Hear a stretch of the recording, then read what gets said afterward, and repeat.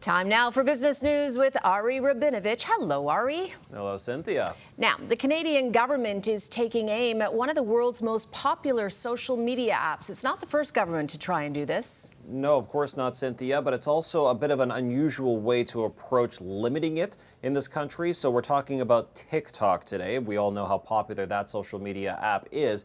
And today we found out that the federal government in Ottawa has decided to force its parent company, ByteDance, to close its operations in Canada. Now, don't get too worried if you love TikTok. It will not stop Canadians from being able to use the popular Chinese-backed social video app. And I stress that because this follows a national security review that found the app collects user data, which intelligence agencies say is then shared with China's government, something ByteDance denies. In fact, the company says it will also challenge the order in court. Now, we got some criticism out today on a blog post today, Cynthia, from Michael Geist, a University of Ottawa law professor, who highlighted that the move by Ottawa to ban the company rather than the app could actually make things worse for these securities concerns, because the ability to hold the company accountable will be weakened.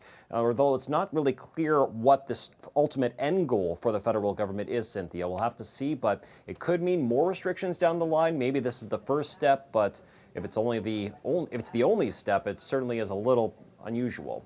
Interesting. All right. Well, markets soared yesterday after Donald Trump was elected. And now there's another major development in the U.S. economy.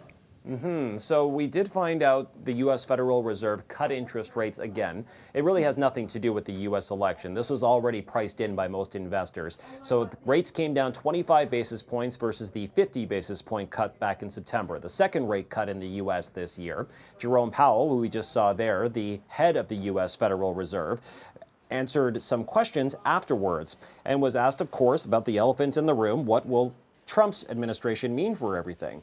He was asked twice about his job security, given that Trump tends to fire those he doesn't agree with.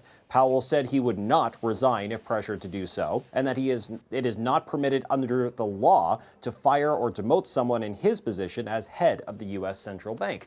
And said as well that monetary policy is not dependent on politics or speculation, Cynthia. More to come on that, I'm sure. This is an interesting one. Elon Musk may end up with a role in the Trump administration. We knew that. And both Trump and Musk own social media platforms, Ari.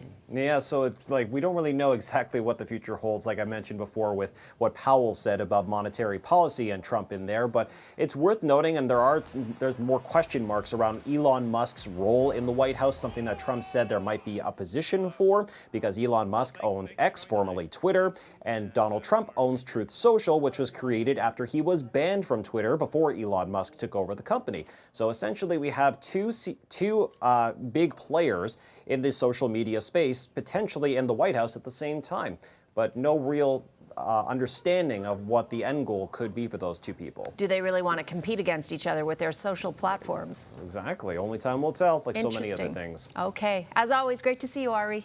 You as well, Cynthia. See you tomorrow.